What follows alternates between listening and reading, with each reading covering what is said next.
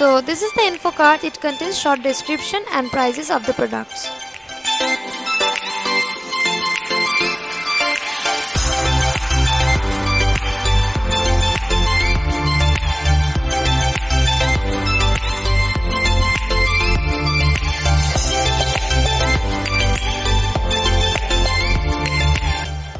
So here comes the Bella Voste brow liner. I'm currently using it and trust me guys, I just love this product. It doesn't smudge at all and yes, it's waterproof.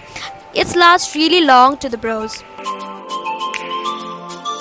This is the Mondsub black mask. It's really painful to peel off but it removes all the blackheads, facial hair and flaky skin. Gives a very smooth finish to the skin.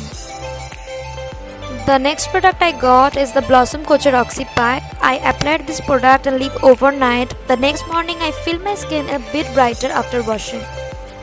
This is the Bella Voste nail paint. It's a free gift for this anniversary edition. I have not used this yet but I hope it will be nice as well. This hairspray is the last product. I have used this 2 to 3 times. Not sure how much it protects from the pollution but just felt nice in my hair.